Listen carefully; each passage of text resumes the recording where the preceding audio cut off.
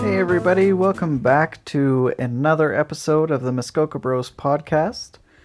This week we have David and Matt coming at you from Mew Lake in Algonquin Park, and they're sharing their experience that they had at the Winter in the Wild festival, and I really loved getting to hear their perspective on this event because I wasn't actually able to go.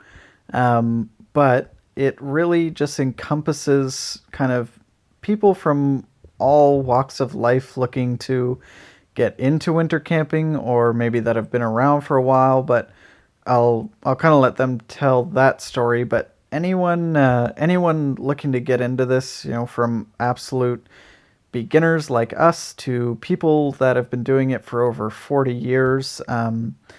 The Winter in the Wild Festival, it's a great place to learn right from scratch, or to hone your skills that you've been working on for a long time, or anything that you're getting a little rusty with in terms of winter camping. It's a great place to kind of to reset and restart, and just and relearn some of those skills maybe. And you also get the advantage of being in this environment that allows for potentially fatal mistakes to be made without dealing with the consequences of dying, because it's in a kind of a safe and secure environment with lots of people around, and lots of wisdom there as well. So it's a perfect way for you to get your foot in the door for winter camping, if that's something you've ever wanted to do, but maybe you've been intimidated by the cold or general lack of knowledge.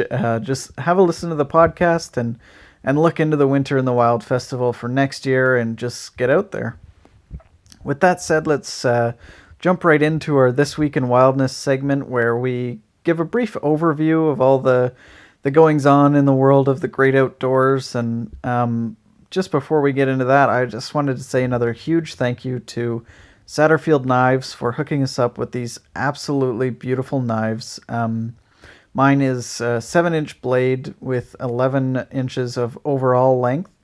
The handle is spalted maple, and it's just absolutely beautiful, perfectly contoured to my hand, completely custom in every way, and Scott was a dream to work with at every step of the process. So if you're in the market for a new knife, make sure you check him out, and I guarantee that you will not regret that. As for This Week in Wildness, I've got a couple of new people on my radar. The past couple of weeks has been me just kind of searching around Instagram and YouTube looking for some new people to follow, and I'm sure most of you probably are already familiar with these two, but there are a couple of guys or people that I just recently discovered. So first up, we've got Uncle Tito Outdoors on Instagram, and I really wish this guy had a YouTube channel, because I'm sure that he would have some great stuff to put up on there. But I'd also just really love to see him in action. But that being said, he is an excellent photographer, and his content is just absolutely gorgeous, is the best way to say it. And in the captions, there's lots of these little nuggets of wisdom kind of sprinkled throughout, and a lot of his stuff is quite engaging as well, which I personally am enjoying a lot. So go ahead and give him a follow, and you're not going to regret that for sure. Next up, we have Karina over at Alexis Outdoors, and if you haven't seen any of her stuff, she is absolutely worth a follow on Instagram, and for sure a subscribe on YouTube as well. You can tell just by watching a couple minutes even of any of her videos that she really knows her stuff, and you can definitely learn a lot about bushcrafting by watching her videos. And I mentioned this in the last episode of the podcast with David, but being a dad now with a daughter, it's very encouraging to know that she is growing up with role models like Karina and other awesome women leading the way, leading the charge, and breaking barriers, as it were. As this bushcraft and camping and things like that generally are more seen as kind of the man's world. So it is cool to see these knowledgeable, tough, smart women breaking through, and just being good role models basically for the next generation of girls growing up. And Karina has been around for a few years now, so it's not like she's new or anything, but it is cool to just see their popularity going up, and it's definitely because of their skills too. So that's great. I love seeing that stuff, and make sure that you head on over to Alexis Outdoors on Instagram and YouTube, and yeah, check her out. She's good. Last but not least, we have the Outdoor Adventure and Travel Show coming up this Saturday, February 22nd. The Muskoka Bros will be hosting a tailgate lunch in the parking lot, so come on out to that and look for the Black Tacoma at lunchtime for burgers, hot dogs, and good times with a variable who's who of adventure who are attending this little conference. And I guess that brings us to the end of This Week in Wildness, and as promised, here is Dave and Maddie coming at you with their trip to Mew Lake and the Winter in the Wild Festival. Enjoy! Hey guys, and welcome to Muskoka Bros podcast. I am here with Matt. Hello. And we are here to talk to you guys about the opportunity we had to check out for our first time the Winter in the Wild Festival. So, yeah, that's hosted at Mew Lake, which is in Algonquin Park. And it is car camping, but in the winter it is cold tenting or hot tenting. Yeah, it was such a great time. Unfortunately we didn't get to spend the entire weekend there. We were there from the Friday to the Sunday, and we had a really great time.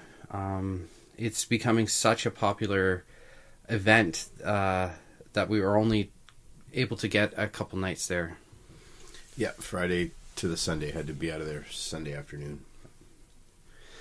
Yeah, so upon arriving, what was kind of like your first impressions of how the weekend was going to go? Yeah, so I have been to a few of the winter camping symposiums, and they had talked about it a bit there, and it's a little bit of white noise until you've been there, just because it's just one more thing you can go to. And I suppose hindsight is a great teacher, but what I had sort of understood was that it was a group of people that like to camp in the winter, and it's done at a provincial park. And if any of you don't know Mew Lake, just kind of picture any other provincial park that you go to, where you pull the car in or pull the trailer in, and you can plug in, and there's a few facilities and washrooms and that type of thing, and not really hardcore camping. So I don't think I had even thought too much of it. But then again, I don't have really any experience winter camping, so I didn't know what to expect either way. Yeah, I felt that when we came in, it was, it spanned from, there were trailers there were hot tents there. So to me, this was just kind of like an event that you go to kind of practice your skills for if you want to go, say, off-grid kind of camping. And this is where you kind of test your gear, and you kind of show other people, and they see what you do, and you get some advice from people that have been doing this for years before it's become so popular in the last 2-3 years. Mm-hmm. Yeah. So when we got to our site, there were many different sites that you could get. I feel as though when we kind of pulled up in our vehicles, I was pretty satisfied with the amount of space that we had. We could put our 3 vehicles on there, no problem, and we could easily put, 2-3 tents. Another if 2 we or wanted. 3, yeah. Which was really good. I would love to get that site again. It seems to be not too far from where everybody is kind of congregating. It's not too far from the ice rink and stuff like that. So I was pretty happy with the site that we got, and I just before going, you packed up and you get going, and you have a couple fights with your wife about things. True story. True story. And from there, like, you kind of get there and you're like, okay, let's just do this. And then as you kind of see everything that's going on, you just want to be there longer. Exactly. We were in Site 24, by the way, which probably doesn't mean anything to anyone that hasn't been there, but we were part of, there's about 2 main rows, and these are Site 24, and most of the hot tenters were amongst the power sites at Mew Lake. So I think the reason why our site was so big is because it's actually meant for trailers in the summer. And then actually a lot of people found out they plug in electric heaters and whatnot to their tents. Some people don't stoke their fire through the night, so they actually do take advantage of the power plug-in. But Site 24, I didn't pick it per se for any reason other than there were only 3 sites left in the entire campground on the opening day of booking. So that's how popular this event is at Mew Lake. I was following winter camping. What is it? Winter Camping Adventures. I think that's the Facebook site. And some of the admin take part in this, and there was consistent reminders. At this date, I think it's 12 noon. I think it opens up, and I think by about 12:45 there was 3 sites left in the entire place, and I booked it for what I could, which was the Friday night and the Saturday night, and. But now looking back at it, we weren't too far from the action. The action is right where the ice rink is, and there's a warming tent and a huge fire, a bonfire, and then all kind of the rock stars, Algonquin Outfitters and whatnot, and a few other rock stars there had their sites right not too far from there. So we weren't too far from them. And we didn't have a neighbor to one side, which was nice, and then the neighbor to the other side, there's quite a bit of treed line in between, so it actually felt pretty private. So if you wanted to get away from the people, you could if you wanted to. And we had a lot of family time around our fire. But if you wanted to get out and meet people, oh my goodness, salt of the earth. Yeah, we could have, honestly, if we weren't with our families, we could have been talking to people from morning till night about anything from their setup to their canoe trips to what they're looking forward to next on their adventures and stuff. It's funny how like as a teenager, even into your 20s, you wait to order tickets for like a rock concert. Now it's you wait to order your site to winter camp. So rock stars in both companies. Yeah. So talking about people's setups, let's kind of get into what we saw and what we would kind of change from what we did. There were so many people that were even across from us that just wanted to talk about their setup. And let's talk about Andre. We did a quick little interview. His name was Andre, I hope. Yeah. From up north. Yeah, Andre from up north. He just poked his head out and kind of waved at us, and then that ended up into a video, and stay tuned for that. And we got talking to many more people about their setups, but yeah, let's kind of get into the meat of that. Yeah, so Andre, he made it known he was from 5 hours north. He was quite proud of the fact that he was a northern boy, and I think he said Kirkland Lake, which is I think there's a gold mine there. So it's literally a gold mine there. So, but he was just salt of the earth kind of guy, and he had us over to his site, and we asked him if we could interview him, and he was like, sure, bud. So. He was in a Cabela's 4-season nylon tent, which just picture your typical large, like a 6 to 8 person nylon tent, and in the vestibule is where he had his stove, and then he had it exhausting out the vestibule, and then if he wanted to really heat up the tent, he would open up the tent doors. But even when you just open the doors to the vestibule, you could just feel the heat waft out. And he had a great setup. He had cots inside.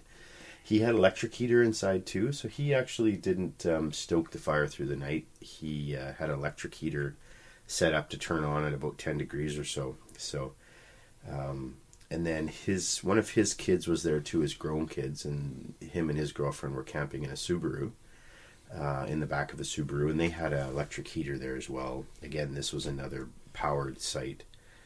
And so yeah, that was our very first sort of interview meeting with somebody hot tenting there, was in just a traditional 4-season tent. So it can be done. He just had the exhaust through the vestibule, and then he had some special material sewn in around the exhaust pipe, and he was good to go. Yeah, and I noticed that there's a lot of jerry rigging when it comes to, like, you know, when you have that stove and getting the pipe in the proper placement and stuff like that. And a lot of it's mixed with, like, good gear with kind of MacGyvering stuff together, which is, like, right up my alley, because any way that you can improve something is kind of the way that you want to go, because not everything a manufacturer is going to know what you're doing. So to be able to kind of configure it to your specs is right up my alley, and trying to make things better than just kind of suffering through, and kind of going back to the drawing board, seeing what works, seeing what doesn't work. And this was totally a weekend to kind of steal all these guys' 100%. ideas and kind of bring them back to what we want to do and accomplish. And I think it all comes down to whether you are pulling it in a sled or if you're driving it out there. If you're driving it out there, I say bring it. But if you're pulling it out there, you're really going to want to pare down what you're dragging back there, because the winter is a whole other beast than, say, canoe camping or just camping in your backyard. You have to think about how much you're pulling, because how much you're pulling determines how much you sweat, and how much you sweat, you dehydrate, or your sweat freezes, and you can get hypothermia. So these are the type of things that you want to consider when getting your gear together. Now, we even we saw a Westphalia van. Those are my beauty. That's a dream vehicle that I've wanted. Not the Westphalias, but more like the VW camper vans. But this is a part of that family for sure. And we just we filmed just a quick little kind of looking through it. The owner wasn't there, but he or she had it opened right up, so it even had the pop up that you could sleep up there, and just it's totally overlander, totally the ones that you see on, like, YouTube, those guys that just go all over the States. And but yeah, that was a highlight for me, seeing Westphalia winter camping.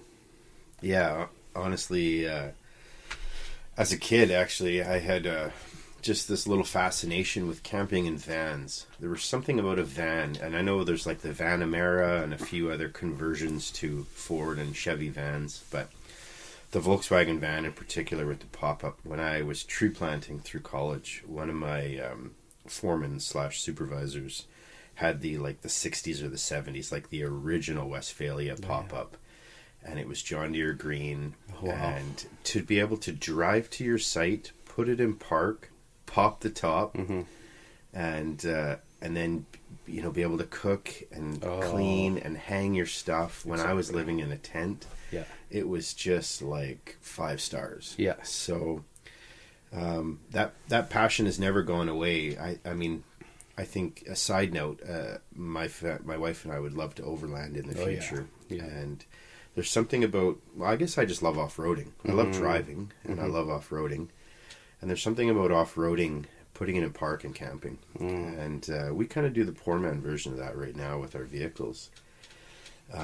But at some point in the future, that's another podcast, that's another video. Oh, for sure. Definitely seeing that guy with the Westphalia, and just, it was, he fit in just as well, though. I mean, people looked at that, they didn't think he was out of place. They weren't like, dude, where's your tent? He was literally just one of the guys at that point, and certainly not not an anomaly. Mm-hmm. Yeah, there were so many people. Like I think one of the guys came up to us, and we've been chatting for a while, and he said that in the summertime he, waves to people, and they're kind of like, oh, what's he waving at? But at this festival, he waves at anybody, and it turns into a huge conversation, and it just seems like it's a certain type of people that come out that are friendly, that want to get to know each other, and it's very community based, which is something that I think the world needs more of, and to kind of get to know your neighbors, and to actually learn from, like, there was a lot of older guys there, and I was just soaking up all their wisdom. Yeah, and for sure. I think a lot of younger generations kind of discredit some of our older generations, when really we should be really listening to what they have to say, how we can learn from them, and pass that on to our kids, so that they don't have to struggle as much. They can learn from us, who have learned from people that have done it.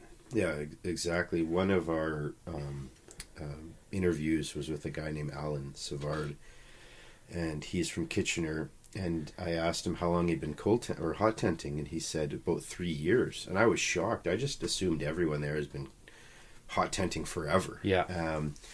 And I said, well, how long have you been cold tenting? He said about 40 years. So when somebody has been tenting and camping for 40 years, there is a lot to learn. I just know from just doing this weekend, I already know so much more about hot tenting, and so many more things I want to do differently. Can you imagine 40 years of camping?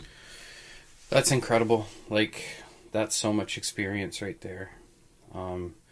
I really, really enjoyed interviewing or even filming you interview them, because each one was similar. The conversations were similar, but they had a different take on everything, which was good. And what I loved about Andre was that both his sons were there, and that you could tell that he was excited that him and his family were there. And I think there's a lot to be said for guys that are taking their families out, and maybe at first them thinking it's going to be really uncomfortable, but then it turns into this experience that you can go back to your friends at school and say, hey, I winter camped. How many of you can say that? And where, other kids are probably just on their family weekend, maybe just playing video games and watching TV. And I'm not saying that there's anything wrong with that. I'm just saying that I think you get a fuller experience when you get outside your house and your comfort zone. There's more to do. There's certainly more to do. And the biggest question we get is about this weekend or winter camping is, aren't you going to be cold? Yep. Yeah, that's the number one question. Didn't you freeze your whatever off? Exactly. And did anyone mention cold at all while we were there? No. There were stories. What was the one story the guy was telling about the people that didn't come that weren't prepared? So another guy we interviewed, Brian, he was an older guy. I noticed his license plate was firefighter. So I think he said he was retired. So he's probably a retired firefighter. Definitely a guy that likes to get out there. And he'd been doing cold tenting a long time. But he actually, another one of these guys had only been hot tenting a few years. And he is friends with Marion and Dwayne Sontag. And I don't know if they brought him into the fold, but he had a story about preparedness. And so we hear all these stories of these hot tents getting up to 40 and 50 degrees Celsius inside if you let the fire really rage. Well, here's the other end of that story. A couple of young ladies came to Mew Lake last year, and he said their setup in general was not that great. They did have a hot tent and a stove, and I think what he was getting at when he said their setup wasn't great, they probably didn't have great sleeping bags. I don't know if they had cots, anything like that. But I think they thought they were going to be okay because they were in a hot tent with a stove. But what does it take to keep a stove warm?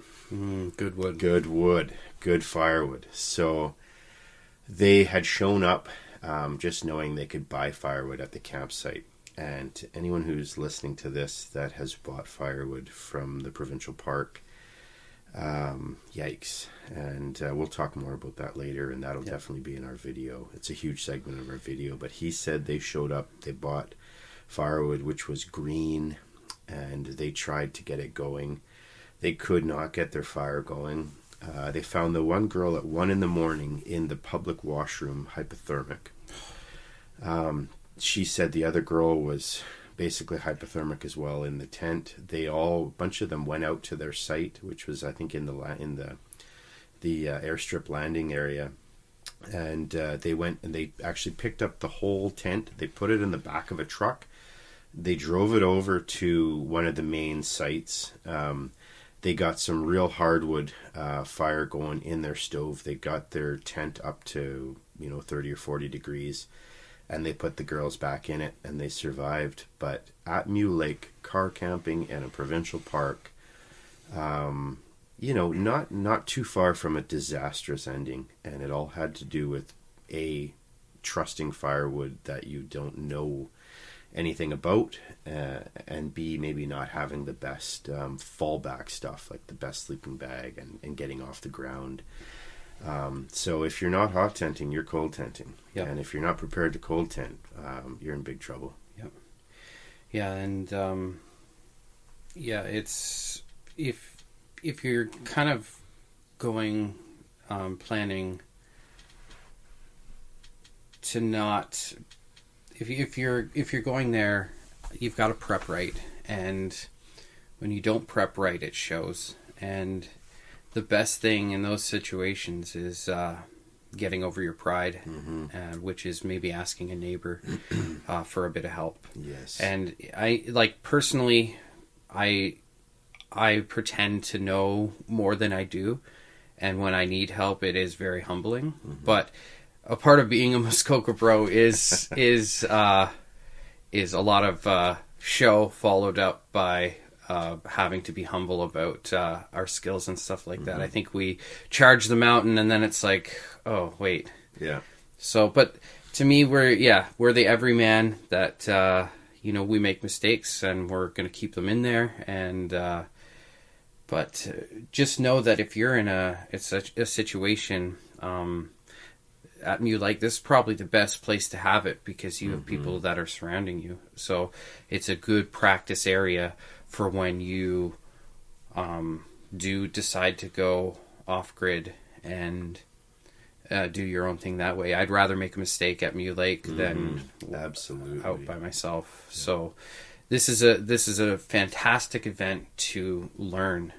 So if you guys are wondering, oh, this is boring camping with a bunch of people, it's like, well, this is generally a new concept for a whole new generation.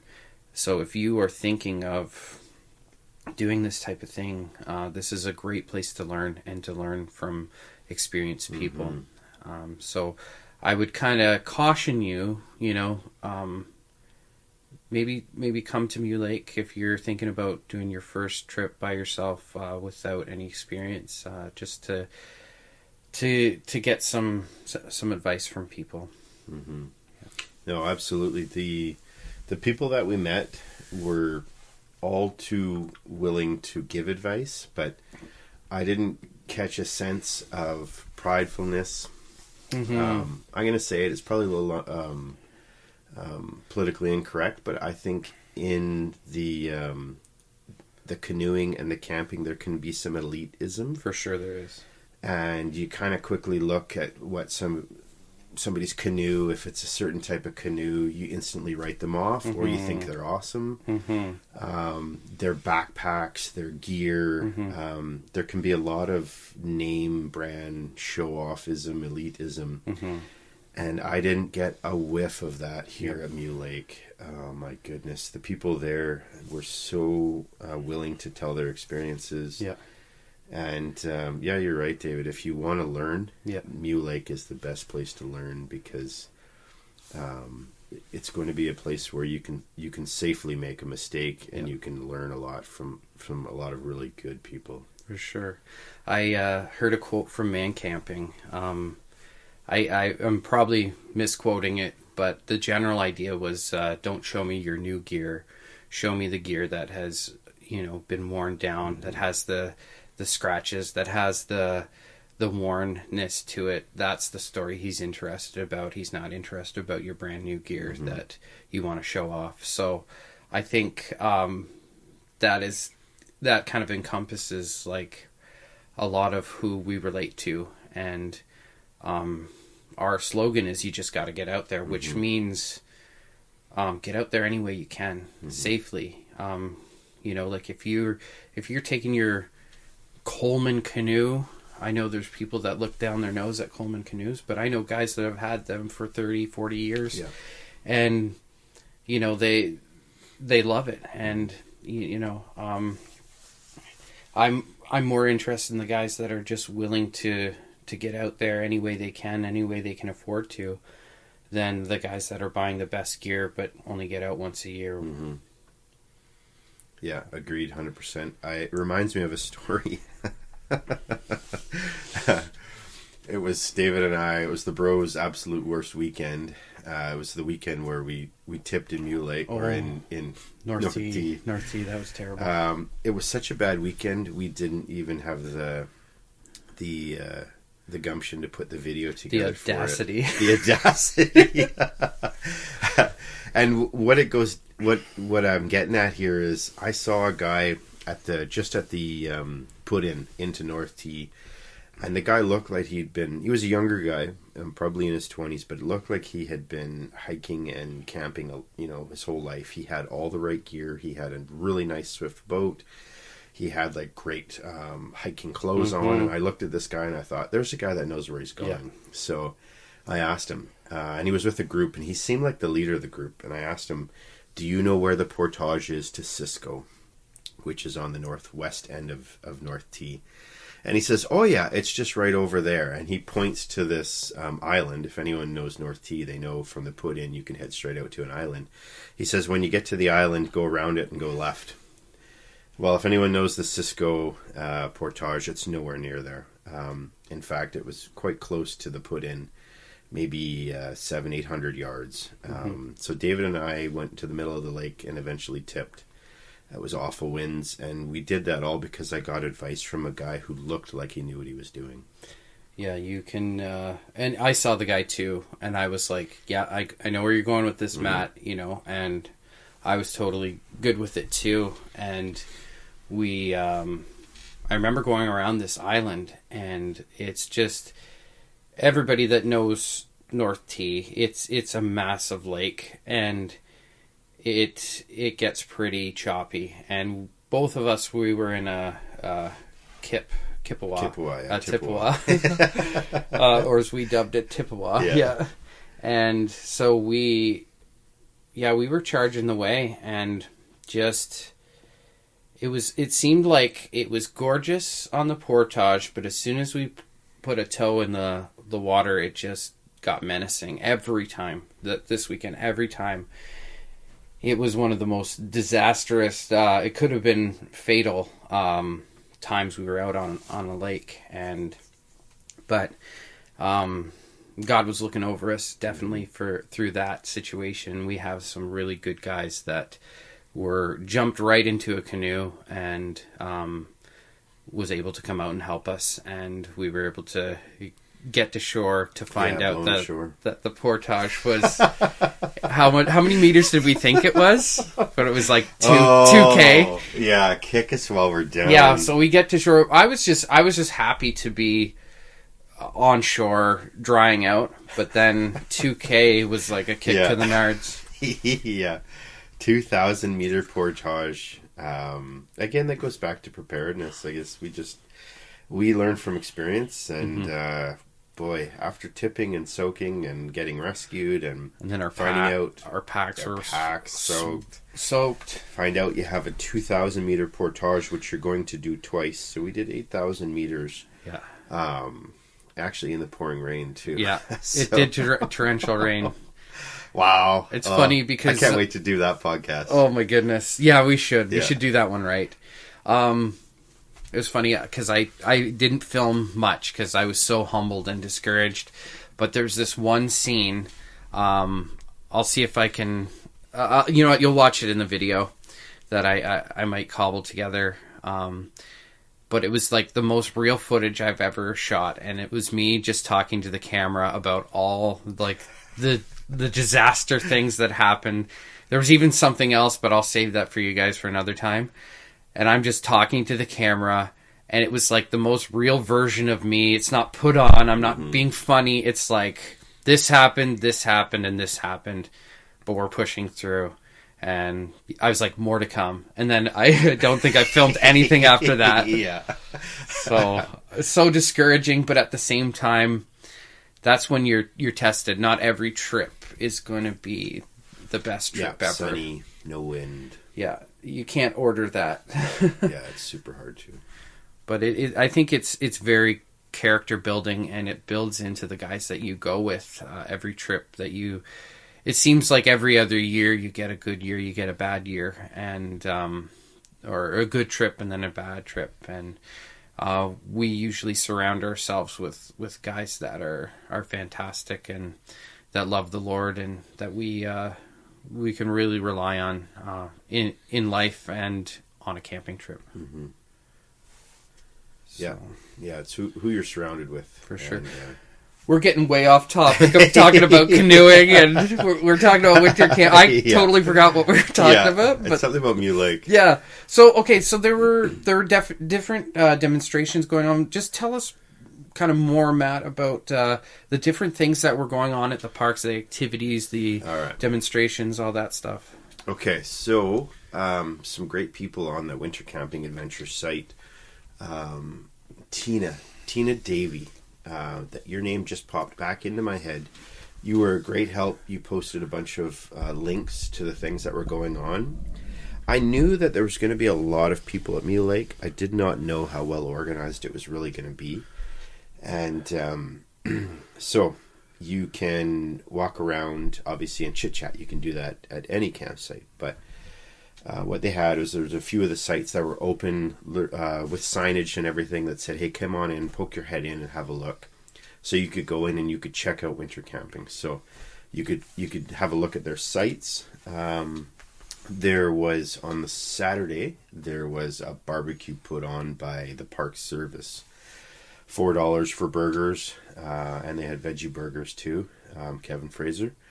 And they had $2 for hot dogs, $1 for water. And so you could have your food right there. I think it was like donation for hot chocolate. And they had a rink that was flooded beautifully, shoveled, and tons and tons of kids playing hockey, adults playing hockey. It was so good to see kids playing hockey. Yes. I found a lot in the area that arenas are getting a little more empty. Yep. And that kind of breaks my heart because both you and I grew up playing hockey and busy arenas, and to see the sport of hockey kind of dwindle a bit was kind of heartbreaking in a way. But coming to Mew Lake and seeing all these kids playing hockey was just filled my heart with fantastic with joy. So you kids, that's great stuff. Keep playing hockey. We love it. Yeah, it was beautiful to see Shinny. Next year we're bringing our skates. Oh yeah. So there was skating was nonstop. It was not organized per se with any time. Morning to night. Even we did a final walk before bed. There was still 30 or 40 people out on the rink. So that's nonstop. There was a lot of people. There was a giant bonfire going outside the warming tent. So there was a big canvas wall tent that could probably hold, say, like 10 or 12 picnic tables. It had a stove going, and it was very, very warm. So if you wanted to get out of the cold, Friday was certainly cold. We were standing around outside. Oh, for sure it was. At like minus 20. So it was great to be able to get into that warming tent. There was a giant bonfire outside the warming tent with the hot chocolate. And actually there was lots of day people there too. You could tell they were kind of you could sort of see like people that look like they hadn't showered in a few days, and Yeah. then people that look like they showered that morning. For sure. They looked a little too fresh. Yeah, a little too fresh. Yeah. Lots of day trippers there, which is great, that's because I okay. think that's what this event is about showing people that you can get out there and do it. And then from 6 to 8 on the Saturday was the Park Service again put on a wolf howl. So what that was, for about an hour or so, one of the parks guys who's been working with wolves in the area for a long time, he knew a lot about wolves. He kind of gave us the Coles Notes version of wolves, the history of wolves in the park. Sad part of the history. It reminds me of Yellowstone, but even in Algonquin, the park rangers used to put down wolves on site, and they eradicated them. So I think by the 40s or so, they were eradicated. It's almost eradicated, essentially. And then he said in the mid 50s, I think about 56, there was a push to try and reintroduce, and I think there was a freeze at that time on the hunting. And I don't know that history actually as much as I know the Yellowstone. So side note, I did a little bit of research into Yellowstone, read a great book. But anyways, Algonquin is no different. They tried to eradicate the wolves, and that's what people were doing at that time, turn of the century. So anyways, so he gave us about an hour, 45 minutes of kind of the history of wolves in Algonquin Park. And then he gave us kind of a rundown of what we were going to do. So we walked a couple hundred yards out down a trail in the middle of nowhere. We didn't have any lights on. Yeah, we kind of had to trust the people that were ahead of us. Yeah. You know, like I was just trying to keep one foot in front of the other.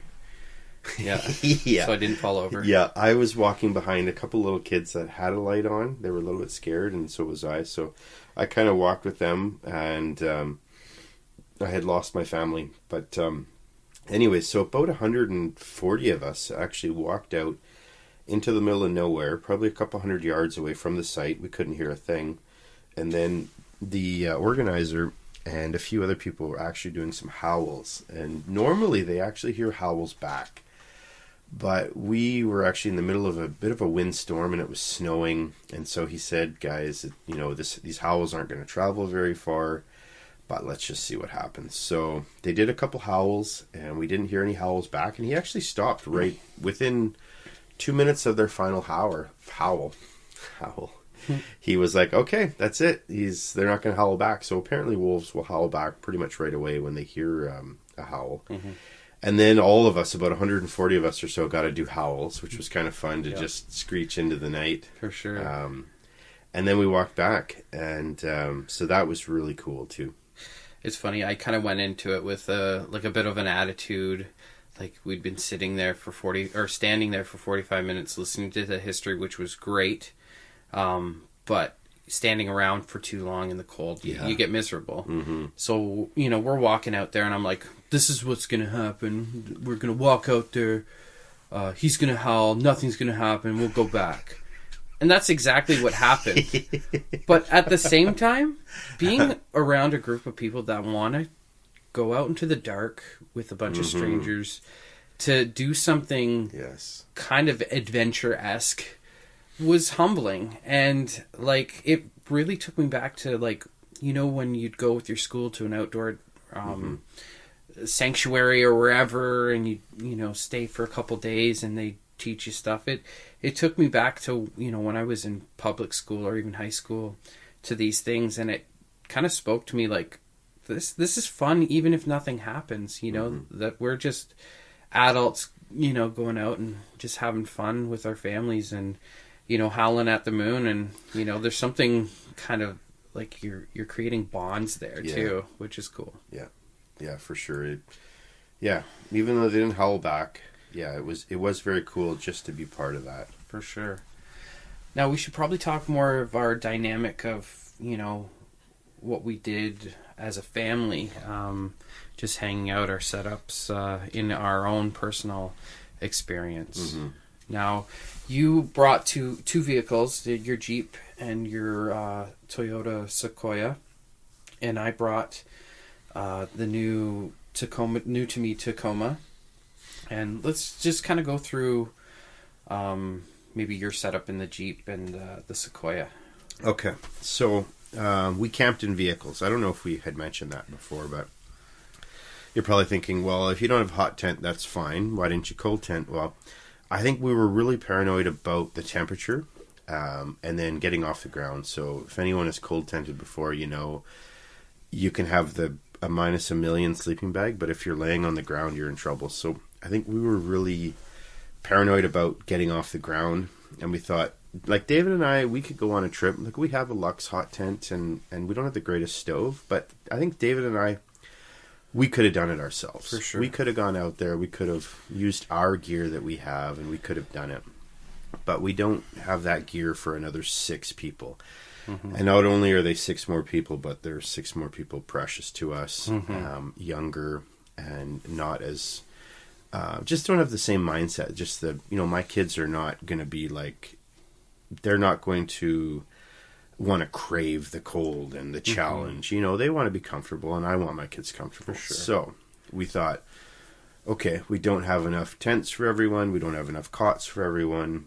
What are we going to do? So let's get out in vehicles. So David and I have always had kind of vehicle camping in our sphere. For sure. David bought the Toyota because he wanted to camp in it, and it's got a cap on the back and a bed built into it. It's fantastic. You'll see it in the pics and the videos. But I've camped in my Jeep before. David's camped in his Jeep, and we've actually we've done Mew Lake last summer. 2019. My son and I were in our Jeep, and David and Jesse were in his Jeep. So we get sleeping in vehicles. We thought, you know what? If we don't have all of the stuff we're going to need to cold tent, why don't we just pop into our vehicles? So at least when you're car camping, you can bring a million blankets. So we brought my Jeep, which is a 4-door Wrangler, brought my Toyota Sequoia, which is a big SUV, and David's Toyota Tacoma with a cap on the back. And between those 3 vehicles, we slept 8 people. And I think we slept them pretty comfortably.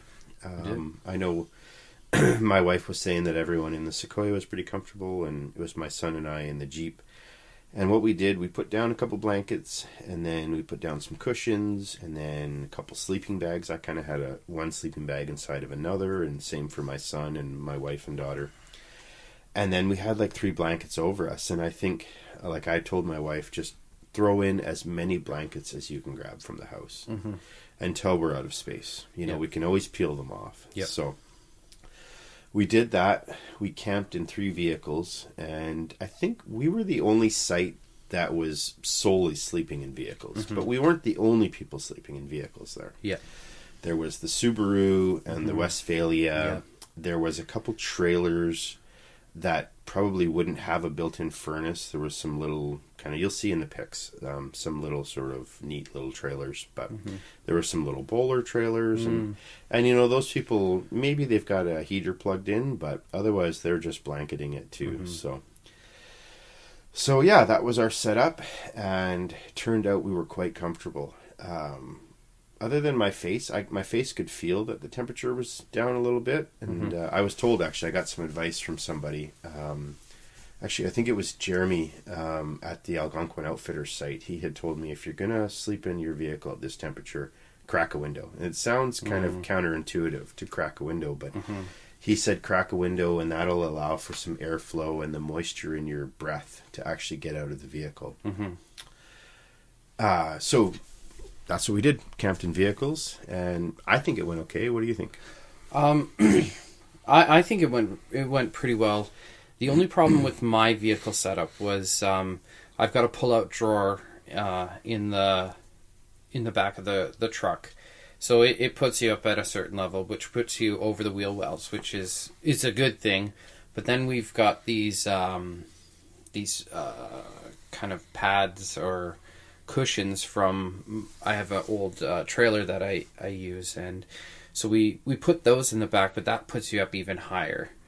So once you kind of crawl up into it, you feel kind of claustrophobic.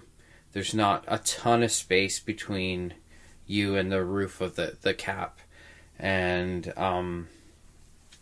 but I actually have a point where I kind of freaked out because I was like, I got to get out of here, because I kept feeling like I couldn't get out. So I was like, well, David, there's no other options. You're going to have to just get through this. Plus, the leg room, I had to be kind of bent at an angle. And so I was like, I don't like the idea of not being able to stretch out if I can't.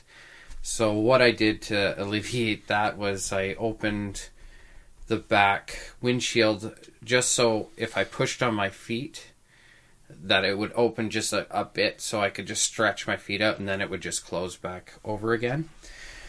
But other than that, I was warm. Like, I have my -18 sleeping bag. Becky had like 3 sleeping bags within one, and then we both had the wool blankets over top of us.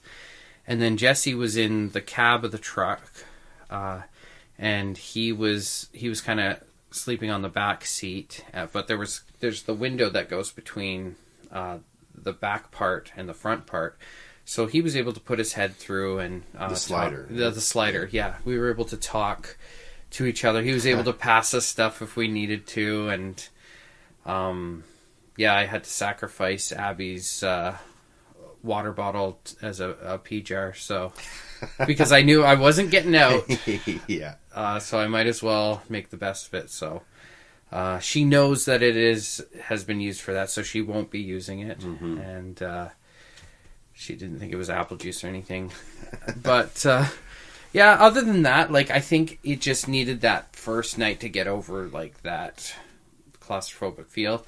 I simultaneously am claustrophobic, but love being squirreled away somewhere. Mm-hmm. So it's one of those weird things. But if you don't have a problem with that, I highly recommend doing that. A longer box would be great, but again, this was what works for me, and I'm loving it so far. Mm-hmm. Now, speaking of your vehicle, if you were going to go camping at a spot where you were going to camp with your vehicle, would you sleep in the back in the future, or would you pop a tent? It would probably depend on, the weather and stuff like that. I'd have to see if it was gonna, like, are we talking summer, winter? Yeah, summer. Summer. I would most likely pop a tent. But if it was like my wife and I think we'd be more comfortable in the cap and stuff like that. But I could go either way. Mm-hmm. If I'm close to my vehicle, it makes sense to use it. But at the same time, I could be convinced to pop a tent. I would probably road trip in that truck and not bring a tent. Right, for sure. I think to clarify too for you who are listening, when we say sleep in the back of the vehicles, the Jeep, the seats are folded down, obviously. So the back seats of the Jeep fold flat. And then in the Sequoia, we took the third row seats right out of the vehicle. And then we rolled the middle seats forward as far as they'll go. So just so you're picturing a nice flat surface, we're not sleeping on the seats per se. Yeah. Yeah. And I think other than that, just kind of getting through a couple nights in the Tacoma, just getting used to that surroundings, knowing that, you're fine. But just... I watched this one thing. It was like on the History Channel. It was like this military thing where where the training is a part of it is throwing or putting guys that are trying to become like Marines into boxes and locking it. And I remember thinking, that doesn't look hard or whatever. And it took until I was in the back of that Tacoma to kind of get the whole confined, I can't get out, this is terrible. Yeah. So it's like a whole mental thing. Yeah. Like physically you're fine cramped in a box for a night, but mentally I was like, I'm gonna throw up. Yeah. So and then it kind of like it got in Becky's head, and in the middle of the night she did the same thing. And so but I said to her, I have to open this to see that I can open this, before Jesse goes to sleep and I can't wake him up to open it up for me. So I had to mentally know that I could get out if I needed to. Right. So But I highly recommend it. You know, like if you're claustrophobic, get a hot tent. If you can do that, I think it's fun. But if you're really tall, I would say get a bigger truck. Not Fords though. They're disgusting. No. Just kidding. Just kidding. Whatever gets you out there, and if a Ford is what you can afford, then that's what you're getting out. That's in. what you get. It doesn't mean is it going to break down? Years, or whatnot. Is it going to break down? Probably. But I mean, at least you can camp in the back while someone like a Toyota's picking you up. Exactly. Your mechanic is on his way. You can sleep in the back. They're there for hours. They're like, we can't even tow this away. It's not worth towing away. No. Just get your camping gear and go. So let's talk about food. Food. Okay, so my wife is a cook extraordinaire. Shout out to Kat Gladwin. Mm-hmm. So, you know, she kind of gives me the blue tasks, which are like organizing the sleeping bags and organizing the fire starter and all that kind of blue sort of task, if you want to call it that. And I'm not afraid to call it that. In our family, that's how it works. Mm-hmm. She did kind of the other tasks. She organized food for my family for the weekend, and she worked together with Becky, David's wife, and we had what we needed. For sure. The food was great. So we cooked over. Well, again, it goes back to the fire, the firewood from Algonquin Park. So some of you may know I'm an arborist. David and I burn wood all winter. Mm-hmm. We have firewood for days, and I thought I'll bring some up. And then I thought, you know what? We're packing so much stuff. You know, we're probably bringing. In the end, looking back, we probably bought more blankets than we needed. I probably could have brought a bit of firewood, but probably not enough for 2.5 days. But the firewood that I bought 4 bags from the park office, and just literally threw away $30. I could have burned it and got more heat out of it. I don't know how much you want to go into how bad the firewood was. I say we give them the full experience. I don't think we should sugarcoat really anything. Right. Like there were so many positives that I think giving them a fair assessment of the weekend is probably best. Okay, so if any one of you guys have ever camped in your life, you know that fire is there to heat you, B there for morale. It's fun to sit around and see it's there to cook over. And boy, if you can't get a fire going, or if you have to nurse it, and when I say nurse it, I mean we're blowing on it nonstop. Mm-hmm. We're splitting wood down to 1-inch sizes, and that's the only thing that would burn. You'll see in the video all of the wood is hissing. Mm-hmm. It's just green wood. I mean, next year it'd be great firewood. This year, absolutely not great. And Brian, actually one of the guys that we interviewed, was saying that it's not just our situation. Everyone knows it. Actually, it's a little hidden secret, I think, in the Mew Lake camper sphere, that they actually bring wood from Whitney. So Tina Davey and Marion Sontag both told me I needed to go to the Whitney gas station, which is about 20 minutes past Mew Lake, and buy local dried firewood. It's local, so we're not bringing in anything new, no pests, that type of thing, and buy firewood. And I thought, well, firewood's firewood, so I'll just get some from the park. Well, it turns out, Brian was telling us, the park only has 1-year contracts from their firewood provider. So that firewood provider is just focused on filling those orders. 65,000 bags of firewood go to Algonquin Provincial Park sites. Wow. So he just sends off green wood. I'm just going to say it. It was green wood. It was awful. And you can tell couldn't cook on it. Between the sites like ours that were burning it, there's a certain type of smell that comes off, and it invades your clothes, not in a good way. It's this wet, smoky, gross, grimy smell. Where when we were over at Andre's, it smelled like Santa's village, you know? Like, it smelled wonderful. Like, it was crispy fire, like the really nice snapping. Yeah. And, like, Flames jumping. Flames just, you know, like, and it was just, I was like, what the heck's going on? Like, if we're all buying wood here, what's the difference? So, you know, he kind of went into details of what we need to do. Yeah. Like, obviously, we're not saying, you know, never buy from the park for wood. But in this instance, I'd have to say that the Algonquin wood that they provide, it was just junk. Oof. And if you'll see, if you tune into our Mew Lake video, you'll see fire going, and you'll see us cooking. And what you won't see is that we were nursing it for 30 minutes before that. For sure. And anytime we weren't filming us cooking, we were probably blowing on the fire. Yeah. So yeah. That's how bad it was. And like I said, David and I both heat our houses with wood. We know how to get a fire going, and we know how to keep it going. Yeah, we even used a quick wick. Yeah. And quick wick, they burn for 30 minutes. And if you can't get a fire going with those, you know, like there's not much hope. You're using sopping wet wood then. And but we've ragged on the wood situation, I think, enough. It's official. Go to Whitney if you guys want wood next year.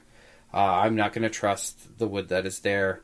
If you're from the south, they don't really want you bringing wood up for emerald ash borer. Yeah, emerald ash borer, all the bugs that I guess the south has. So just be respectful of that. And, you know, if you are bringing wood from the south, you know, just bring your cutoffs from any projects that you've had that are kiln dried and all that stuff. And, you know, stuff that, you know, has been through a kiln. But if you're from up north, I think further up north, I think you're pretty good with the wood that you bring down. But we're not advocating don't buy wood.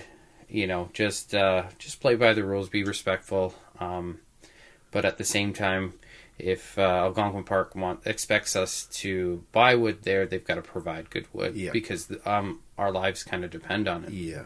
So, enough of the wood situation. Matt's going to crack... what do you got there, Matt? Moosehead Radler. Oh, very nice. So, a few other things that we were kind of going through. We've done... Yeah, so... To let you guys know more about this, whereabouts can we find the best place that talks about this? That like what sites and what Instagram accounts are there out there? I would say the two biggest ones would be the Ontario Winter Camping Symposium. You can find that on Facebook. And a guy named Dave runs that, and it's fantastic. He runs the canoeing symposium in the summer, and he branched off into the winter symposium, which is in Kitchener-Waterloo at the university there. And that Facebook site and that group, if you can attend, it's generally, is it February or November? November, right? November. Yeah, it's November. So I think it's a kickoff to winter. He runs it. If you can go to that, Facebook site there. And then secondly, I would say the Facebook site Winter Camping Adventures. Yep. Is that what it's called?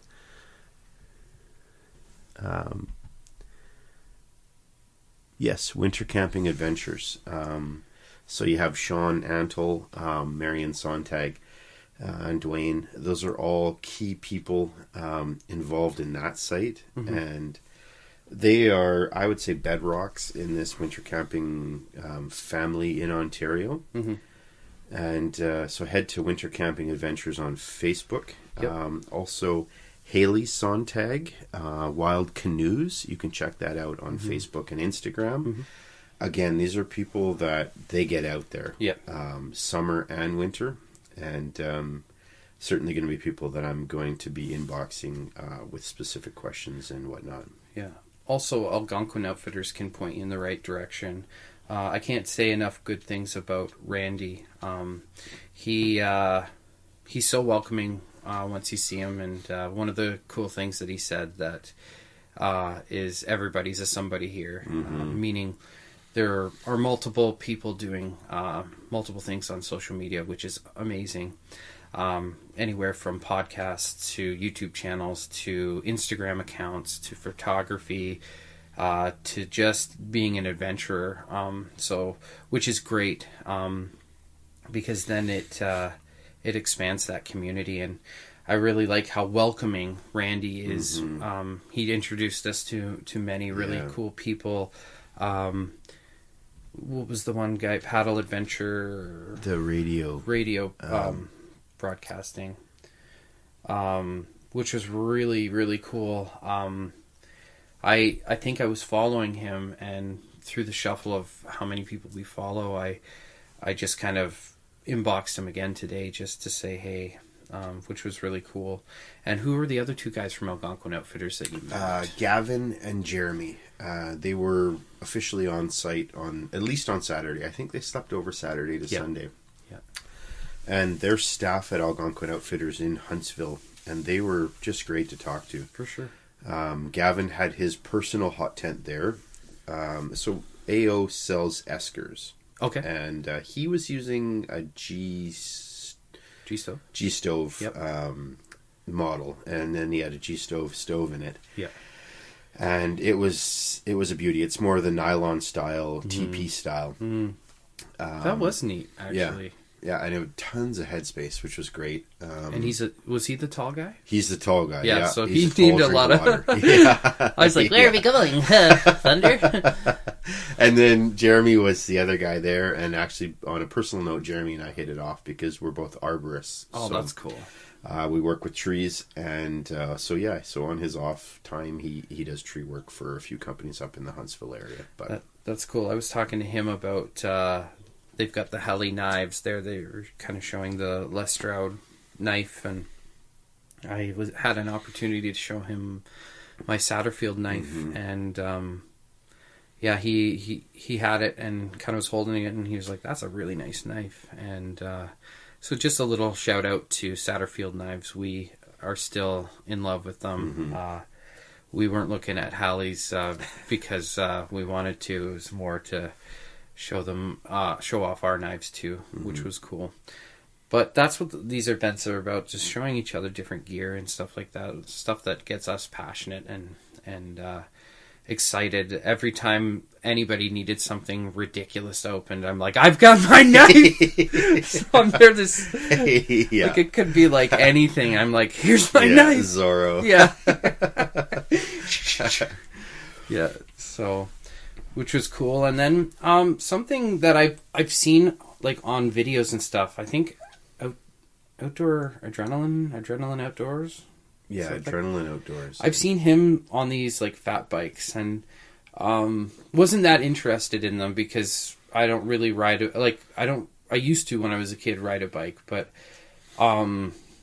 in my fatter years I don't really ride a bike much anymore. I've gotten into it last summer a bit, but seeing a bike in the winter, you kind of associate that with major wipeouts, and but then actually seeing them up close and personal, I was so interested, and I'm kicking myself now that I didn't take one for a rip. And they look like a lot of fun. So, and what was the name of that company? Specialized. So, guys, check them out. They had some really good cameras, so they're getting some really good footage at the festival. And if you're interested in any of the people that we've talked about, I'm going to link a list of people in the bio at the end of this. So a special thanks to the organizers of this. Who are they again? Yeah, so Marion and Dwayne are a huge part of that. Yep. Algonquin Provincial Parks. Yes. Get better wood. Oh, just kidding. But seriously. But seriously, do it. Algonquin Outfitters. Yeah. Again, Randy. Wow. Just comes over and just makes you feel like you're somebody. For sure. And, we kind of, not everyone, but a lot of people know each other there. And from last year before, before. And we kind of come in, and Muskoka Bros are newer on the scene, and he introduced us to everyone there as Matt and Dave from the Muskoka Bros. And it was actually really cool to see, I follow you guys, or I know what you're doing. Yeah. But he didn't just introduce us as two dudes. He said, these guys are the Muskoka Bros, just like there's the Paddling Adventures Radio, and there's the Wild Canoes, and there's lots of Instagram and social media personalities there. Sure. And he introduced us as those personalities, which I thought was really cool. Yeah, it helps when anybody uses your name out there when you want to kind of make a go of something. But I think we're going to kind of end off our podcast. One last final thing was I've always felt like there's been this kind of gap in camping, which is, you'll camp, like most people will do spring to summer and that's it. Where I've been getting into from spring, summer, fall, and then no winter camping. And then you've got like that 6 blocks of 159 days to go, guys, until summer, until we can camp. And it's like, now it doesn't have to be like that, which is great, because there's so, like, I remember years ago, like, just being depressed, sitting in a house, getting cabin fever, and just just sitting there on the couch, not active. But this kind of takes you out of that kind of depression or like that anxiety of just being indoors all the time. And now in the summer, I'm like looking forward to the winter, that is so more balanced than just banking on one season. So I encourage you guys that this is something to explore and to get into if you can just get past the frame of mind that it's cold. Know that your hot tent is going to make you so hot. Yeah. And that that being cold is temporary, and being comfortable is a frame of mind, So exactly. We're just going to kind of leave you with those thoughts. Remember, if you like this podcast, to subscribe and to follow us on YouTube and Instagram and all those wonderful places. But most of all, Matt, you just got to get out there.